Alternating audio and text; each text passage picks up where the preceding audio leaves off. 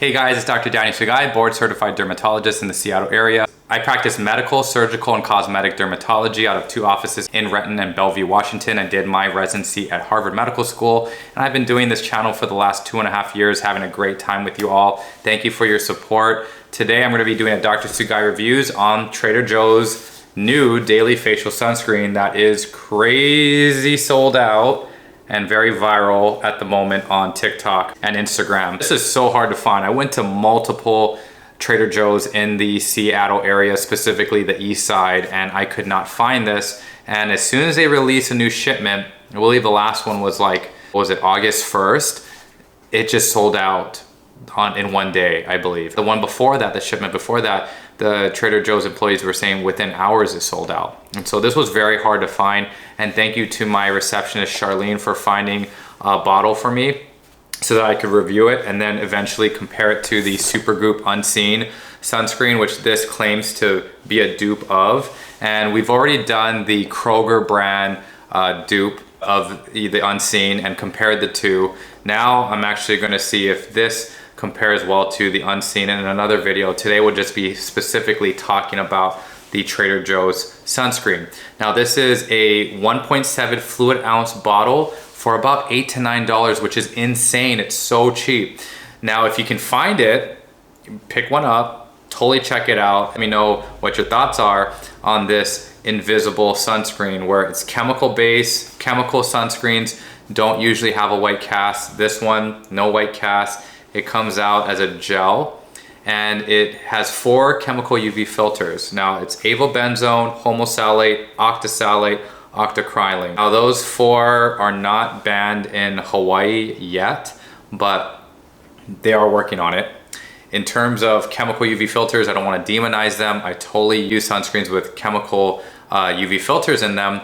But there are some people who are sensitive to chemical UV filters, specifically say avobenzone. You can have a photo allergy to it. When the sun hits it, the UVA rays hit it, it can break it up into small little byproducts and you can be allergic to the byproducts because it's a very labile chemical. Now, chemical UV filters though, they do offer a very lightweight texture to your sunscreen and it can go on invisible without a white cast. It can be very lightweight, it can be very sheer. I'm gonna show you very soon how this goes on my skin, what the texture's like, and I'll even review it too.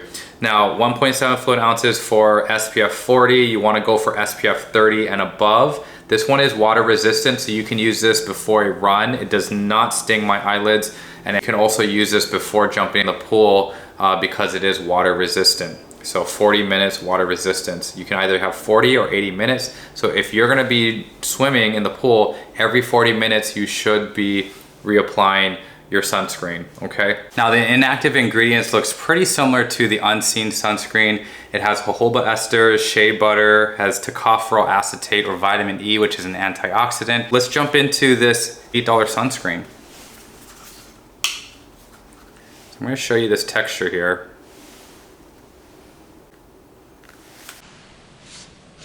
Comes out as a clear gel. Pretty thick. See how it goes on.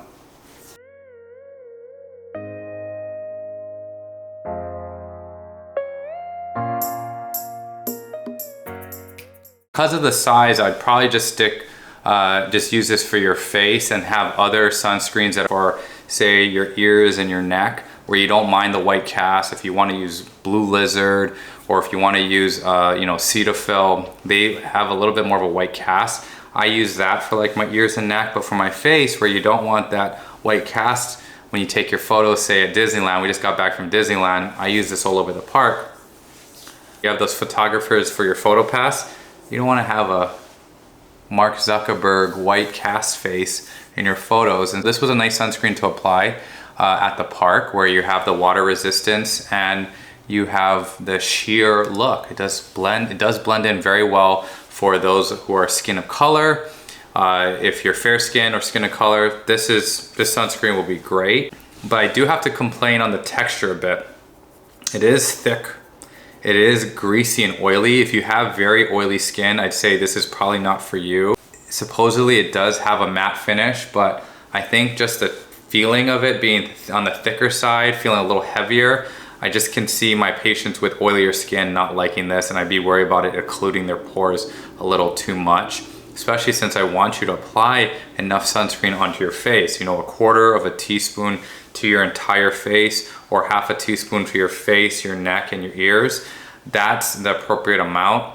You're gonna have to put quite a bit of this thicker, greasier sunscreen on your face. And if you have acne, active acne, then I'm a little nervous about that. This isn't as bad as the Kroger sunscreen. That one was really nasty, that texture. And this one is actually a little bit more elegant, more sophisticated. So big thumbs up, I'd have to say, on just how well it blends in. Doesn't pill, doesn't clump, has no sting if you were to put some on the eyelid. I'll put some on the eyelid right now.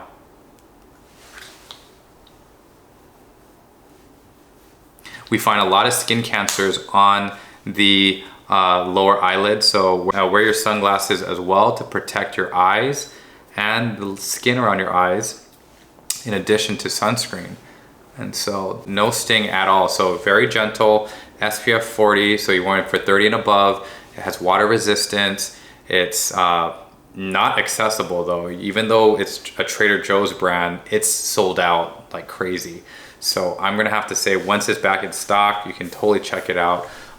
Very good for the price. I'll have to give it 8 out of 10 or 4 out of 5 shakas. The downside would have to be that it is a little bit of a greasier, thicker texture than I'd like, although it is invisible and sheer when you apply it. Just the sensation of it being on the greasier side. It feels like I have Aquaphor in my hands right now.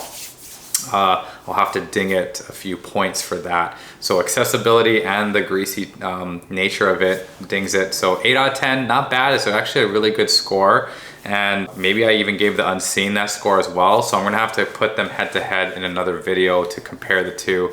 But please drop some comments down below if you've tried this sunscreen and your thoughts. I'm gonna have to say that Trader Joe's did a good job with this, and you know, sunscreen is so important because it's going to protect our skin from not only skin cancer, you know, from DNA damage. The UVA, UVB, especially UVB, will cause DNA disruption. These DNA lesions, these dimers to form, causing kinks in our DNA, leading to skin cancer. But sunscreen will also protect our skin from photoaging. The aging process from UVA will really go down into our collagen. It's a longer wavelength than UVB, and go down deeper into our dermis and disrupt the collagen production and really chew up your collagen, leading to sagging, wrinkled skin. And also in your epidermis, you'll see some brown spots, white spots, and red spots. And so that's called poikiloderma, dermatoheliosis. So sunscreen is very important to wear all year round, regardless of the season. And whether it's, you know, cloudy or not, I still wear sunscreen on a daily basis. You know, that's my spiel for today. And please stay tuned for the next video where I compare it head to head, Trader Joe's versus Supergoop Unseen. All right guys, please hit the like button. Please subscribe to the channel. See you guys for the next video. Peace.